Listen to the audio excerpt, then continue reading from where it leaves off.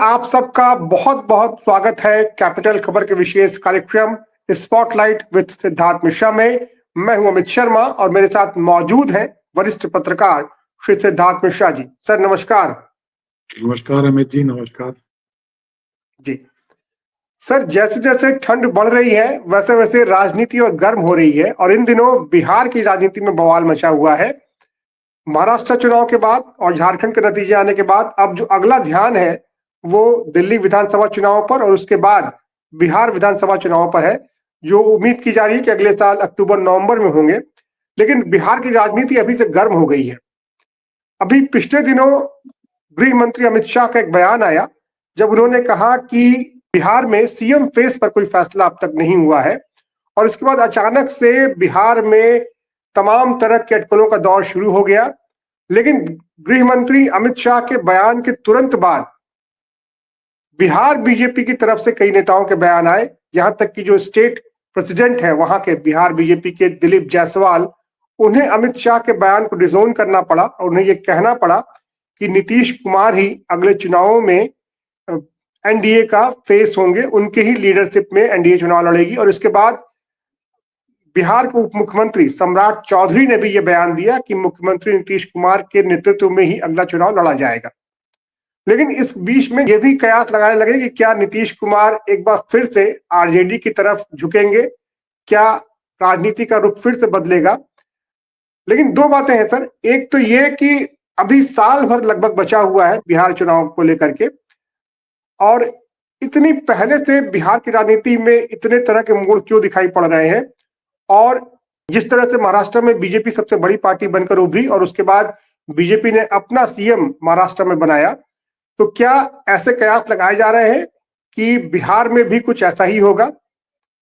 और क्या इसी वजह से नीतीश कुमार एक बार फिर आपको थोड़ी नीतीश कुमार में थोड़ी हलचल नजर आ रही है?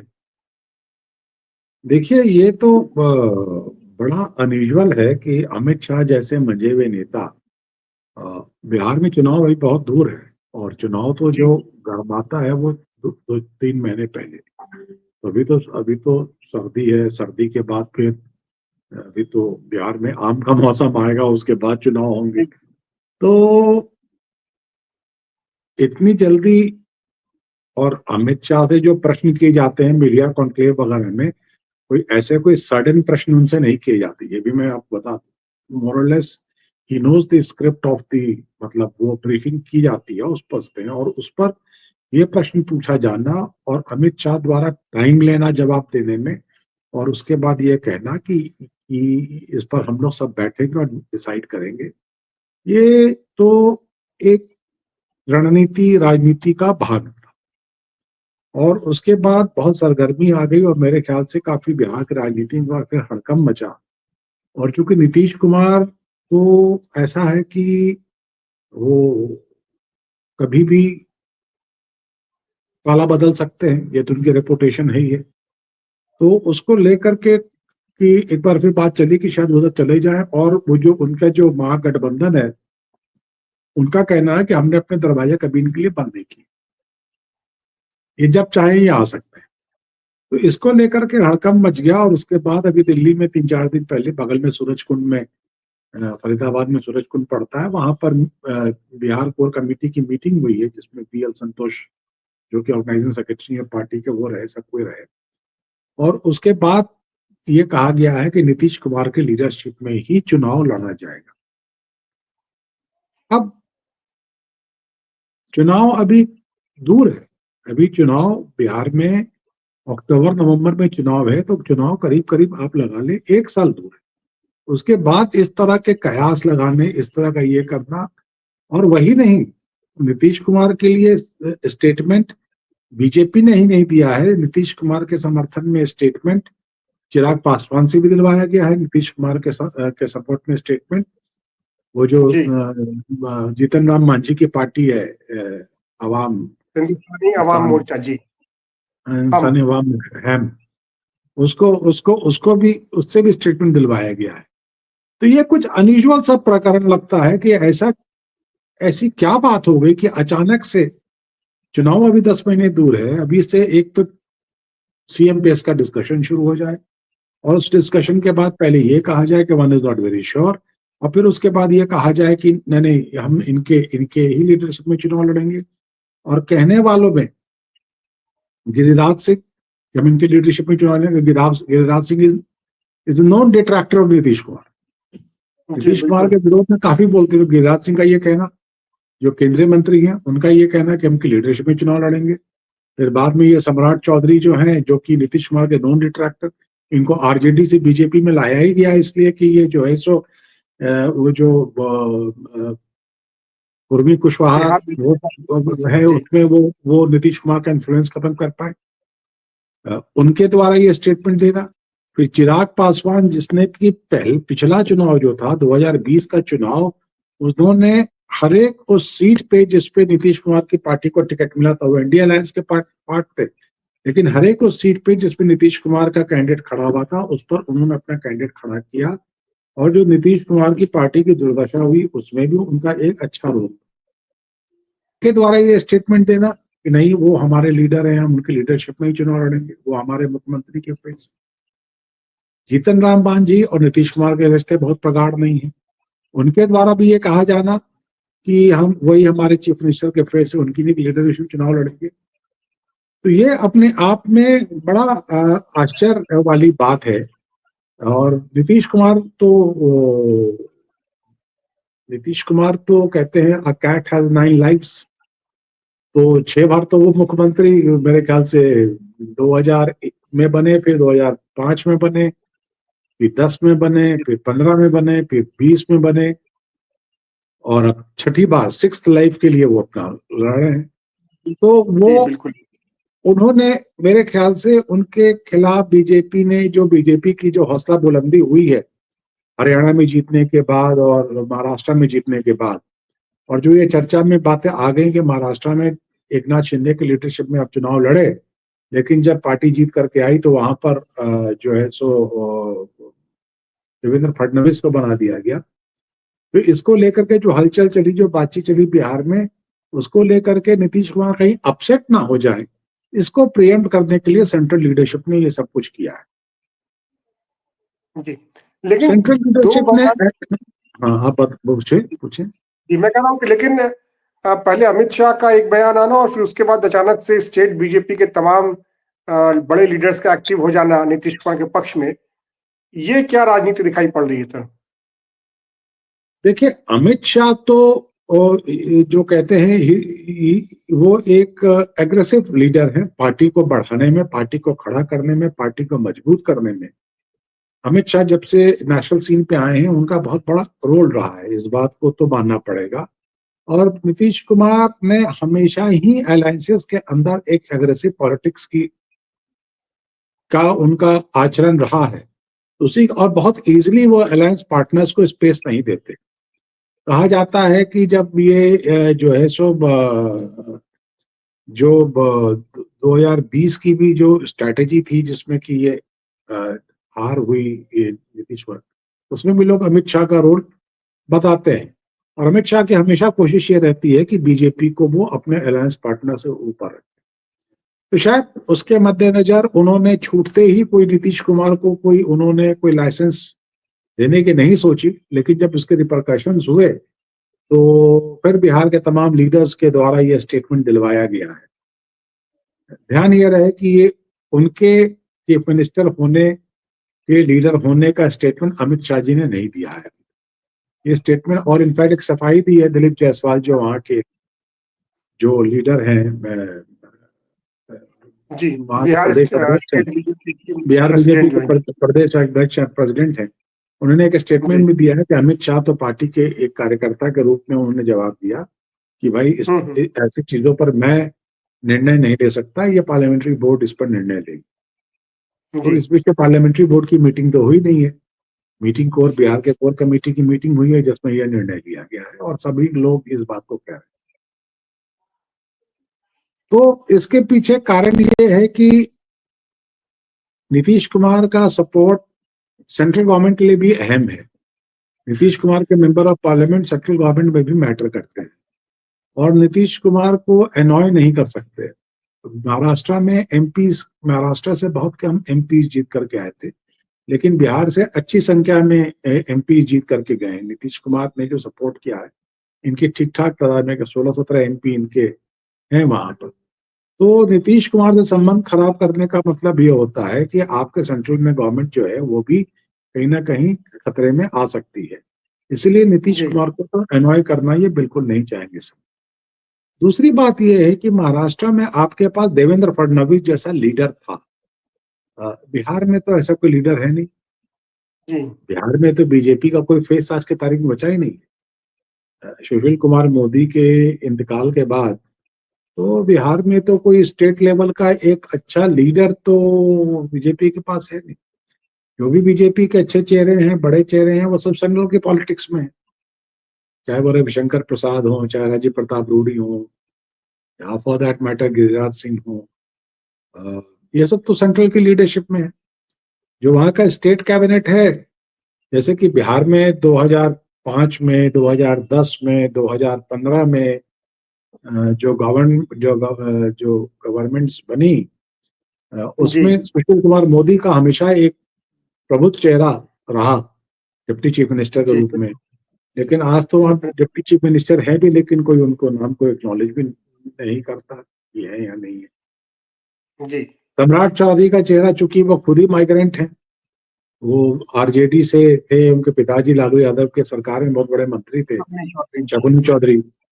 तो जी वो वहीं से माइग्रेंट है, तो उनको बहुत, मेरे ख्याल से जो ट्रेडिशनल कार्डर है उनको बहुत ट्रस्ट भी नहीं करता, उनको बहुत लाइक भी नहीं करता। तो डिस्पाइट द फैक्ट कि बीजेपी बिहार में इतने दिनों से सत्ता में है, नीतीश कुमार के साथ इतने दिनों से सत्ता में है, लेकिन अपनी जमीन तो उसने बनाई है, उसने अपने सीट्स भी बढ़ाए हैं, सब कुछ किया है, लेकिन एक लीडरशिप का फेस वो वहां पर नहीं कर पाई। और आप अगर देखें तो पिछले कई चुनाव जो लड़े गए हैं, मतलब कि जिसमें बीजेपी असेंबली चुनाव जीती है, उसके अंदर कहीं ना कहीं बीजेपी का एक लोकल लीडरशिप फेस तो रहा ही है। लोकसभा चुनाव के पहले, या मध्य प्रदेश का चुनाव रहा हो, या छत्तीसगढ़ का चुनाव रहा हो, या राजस्थान का चुनाव रहा हो, हालांकि वो लोग मुख्यमंत्री नहीं बनाए गए। शिवराज सिंह चौहान मुख्यमंत्री नहीं बनाए गए, रमन सिंह मुख्यमंत्री नहीं बनाए गए, या यशोधरा राजे नहीं, लेकिन ये लोग का तो एक चेहरा था, उनकी लीडरशिप में तो चुनाव लड़ा गया। महाराष्ट्र में देवेंद्र फडणवीस बहुत बड़ा चेहरा, बहुत ही बड़ा जी चेहरा, लीडरशिप में चुनाव लड़ा गया। उस तरह का कोई चेहरा बीजेपी के पास, झारखंड में भी चेहरा इनके पास, झारखंड में भी इनके पास चेहरा है। हालांकि झारखंड में पार्टी हार गई, लेकिन झारखंड में बाबूलाल मरांडी पूर्व मुख्यमंत्री हैं, अर्जुन मुंडा हैं। लेकिन बिहार बीजेपी में आज के तारीख में कोई चेहरा नहीं है। अब मुझे नहीं लगता कि सेंट्रल लीडरशिप में जो लोग, सेंट्रल पार्टी में जो लोग इन्वॉल्व है, हालांकि वो मंत्री सिर्फ गिरिराज सिंह है, ना रविशंकर प्रसाद मंत्री है, ना राजीव प्रताप रूडी मंत्री है इस समय, लेकिन ये लोग बिहार की राजनीति में वापस लौटना चाहेंगे, स्टेट पॉलिटिक्स में। अगर केंद्रीय सरकार अगर आदेश करेगी कंटिन्यू तो लौटेंगे, लेकिन ये सडनली बीजेपी के चीफ मिनिस्टरियल कैंडिडेट के तो फेस नहीं ही है। तो मेरे ख्याल से चूंकि इस तरह के एब्सेंस में कि इनके पास कोई चीफ मिनिस्टरियल फेस नहीं है, इसको भी ध्यान रखते हुए बीजेपी की लीडरशिप ने ये डिसाइड किया हो कि हम रिस्क नहीं ले सकते, हमारे पास कोई बिहार में देवेंद्र फडणवीस नहीं है, हमें टोटली नीतीश कुमार पर डिपेंड करना है, और इनकी लीडरशिप में ही हम चुनाव लड़ पाएंगे। जी पिछली खास बार बात भी जब ये, चुनाव हुए जी जी जी जी जी, यही आप कह रहे थे। जी मैं वही कह रहा था कि पिछली बार भी जब 2014 के बाद जब पीएम मोदी राष्ट्रीय राजनीति के केंद्र में आ गए, और उसके बाद नीतीश कुमार अलग होकर के, बीजेपी से अलग होकर के उन्होंने आरजेडी के साथ गठबंधन में चुनाव लड़ा था, तब बीजेपी को मात्र 54 सीटें ही आ पाई थी, और 53 सीटें ही आ पाई थी, और जेडीयू को 71 सीटें और आरजेडी को 80 सीटें आई थी, और महागठबंधन ने एक बहुत बड़ी मेजोरिटी के साथ चुनाव जीता था। तो बीजेपी के लिए कहीं ना कहीं नीतीश कुमार आवश्यक भी हैं बिहार में सरकार में सत्ता में रहने के लिए। देखिए, नीतीश कुमार के साथ जो सबसे बड़ा प्लस पॉइंट है कि और ये बात काफी लोगों को ये बात समझ में आती है कि नीतीश कुमार एक पर्टिकुलर कास्ट के लीडर जी नहीं रहे। नीतीश कुमार के पास एक तो महिलाओं का वोट है। आप जो वो हम्म दारूबंदी के बारे में आप जो भी बातें कह रहे हैं, जो भी चीजें कह रहे हैं, और फैक्ट ऑफ द मैटर ये है कि महिलाओं का दारूबंदी को लेकर के उनको समर्थन मिला है। महिलाएं और नीतीश कुमार अडिग रहे हैं दारूबंदी को लेकर। इसको इसके इसके चलते उनको महिला वर्ग का तो वोट मिलता है, ये तो फॉर श्योर। दूसरी बात ये है कि बिहार में जो अभी प्रॉस्पेरिटी आई है, जो थोड़ा बहुत ये आया है, जो काफी लोग जो लौट करके बाहर से नीतीश कुमार के राज को आने के बाद काफी लोग जो लौट करके बिहार गए, उन्होंने कारोबार शुरू किया, काम धंधा शुरू किया, वो कहीं ना कहीं कितने भी त्रस्त हों कुछ हों, लेकिन अंत में आ करके जब उनको ये लगता है कि आरजेडी सत्ता में आ जाएगी, तो और उनके पास वो जंगल राज को भूले नहीं। लालू प्रसाद यादव का जो जंगल राज था, जो एक्सटॉर्शन का राज था, जो रंगदारी का राज था, उसको भूले नहीं है। हालांकि उनके बेटों ने कितना भी रिफाइन किया हो उनकी इमेज को, उनकी जड़ पर कितने मजबूर, लेकिन वो एक इमेज तो, वो एक परसेप्शन तो कैरी फॉरवर्ड होता है। और अंत में आकर के फिर ये जो पर्टिकुलर समुदाय जो है, ये जो क्लास ऑफ पीपल जो है, which is again cutting across the political caste lines, ये लोग अंत में कहते हैं कि नहीं भाई, जब तक नीतीश कुमार अगर खेल में है तो हम लोग सेफ है, काम धंधा रह सकता है। नीतीश कुमार नहीं रहेंगे तो वो नीतीश कुमार को एक बफर की तरह देखते हैं अगेंस्ट मिस गवर्नेंस, मैल गवर्नेंस। और महिलाएं भी नीतीश कुमार को एक बफर की तरह देखती हैं कि ये जब तक ये रहेंगे तब तक दारूबंदी बनी रहेगी। तो इसका फायदा नीतीश कुमार को मिलता है। और लास्ट टाइम अब अगर आप देखें कि एड़ी चोटी एक कर दी बीजेपी ने, उनको अपने साथ लिया, फिर चुनाव हरवाने के लिए एड़ी चोटी एक कर दी, उसके बाद भी क्या हंस होगा, चुनाव हार गए वो। और मैं आपको बताऊं, नीतीश कुमार 2005 में फ्रैक्चर्ड मैंडेट की सरकार आई, सरकार फरवरी में वहां जी। बन नहीं पाई, बिहार में पहले सरकार बन नहीं पाई। फिर उसके जी बाद जब दोबारा अक्टूबर में जब चुनाव हुआ, अक्टूबर नवंबर में जब चुनाव हुआ, तो उस समय बीजेपी ने इनको चीफ मिनिस्टरियल फेस के रूप में तब तक डिक्लेयर नहीं किया था। लेकिन अरुण जेटली जी ने सेंट्रल लीडरशिप को कहा कि हमें जब तक एक हम चेहरा बिहार में नहीं देंगे तब तक हम चुनाव वहां नहीं लड़ सकते, हम नहीं जीत सकते। और उन्होंने उस समय जाकर के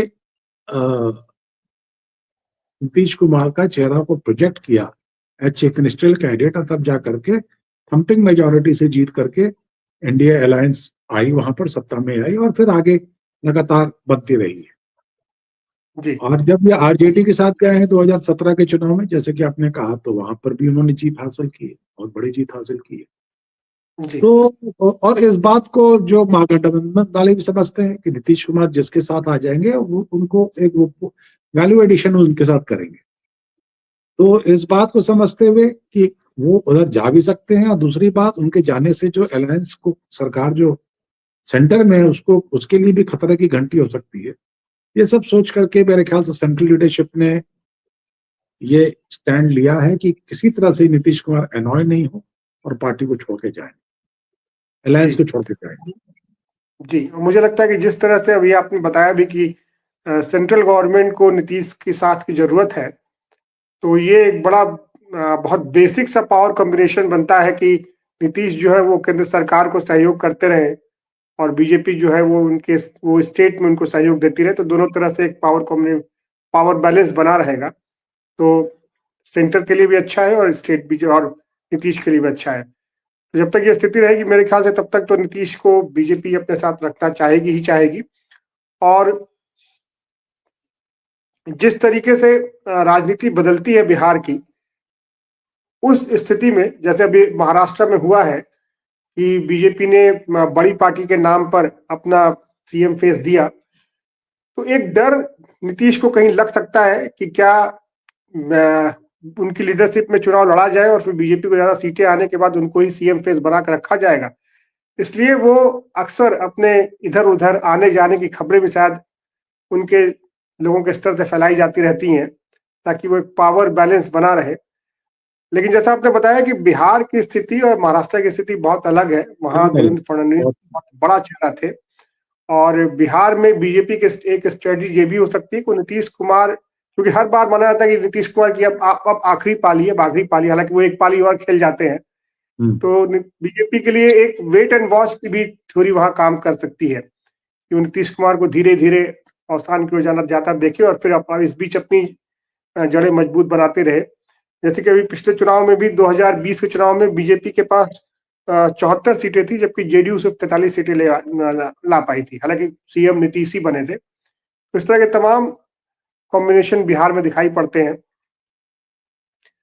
एक आपसे सर अंतिम टेक लेना चाहेंगे कि ये जो 1 साल का समय बाकी है अभी बिहार चुनाव में, आपको क्या लगता है कि जो पिक्चर, जो सीन अभी दिखाई पड़ रहा है, यही सीन आपको अगले साल भी दिखाई पड़ेगा, अगली सर्दियों में जब चुनाव होंगे, या चीजें और बदलेंगी? देखिए, बिहार को लेकर के तो कहना बहुत मुश्किल है, और बहुत कुछ सेंट्रल की राजनीति पे डिपेंड करेगा। और नीतीश कुमार को इन्होंने पोस्ट पर सिक्योर कर दिया है, लेकिन नीतीश कुमार चुनाव के पहले तो अपनी सिक्योरिटी सीख करेंगे, क्योंकि और वो अपनी सिक्योरिटी बीजेपी पे डिपेंडेंस के रूप में नहीं तय करेंगे। और मेरे ख्याल से वो चुनाव जो लड़ेंगे वो एज ए सीनियर पार्टनर ही चुनाव लड़ेंगे। हालांकि उनकी सीटें अभी कम है, लेकिन मुझे नहीं लगता कि वो एज ए जूनियर पार्टनर चुनाव लड़ेंगे। अभी तक बीजेपी के साथ वो जब भी चुनाव लड़े हैं, वो एज ए सीनियर पार्टनर चुनाव लड़ेंगे, और वो एज ए सीनियर पार्टनर ही चुनाव लड़ेंगे, और तब जाकर के कुछ फ्रिक्शन आ सकता है, मुझे ऐसा लगता है। जी, और मुझे भी लगता है कि जब तक ये समझ बनी होती है बीजेपी में भी और जेडीयू में भी, नीतीश बिहार में बीजेपी की जरूरत है, तब तक चीजें यूं ही चलती रहेंगी। सर बहुत बहुत धन्यवाद, आपने आज बिहार की राजनीति को के विभिन्न आयामों को हमें समझाया, और जो वहाँ नए बदलाव आए हैं, खासकर अमित शाह के बयान को, और उसके बाद जो वहाँ पे परिस्थितियां बदली, उसके बारे में तो डिटेल में बातचीत की।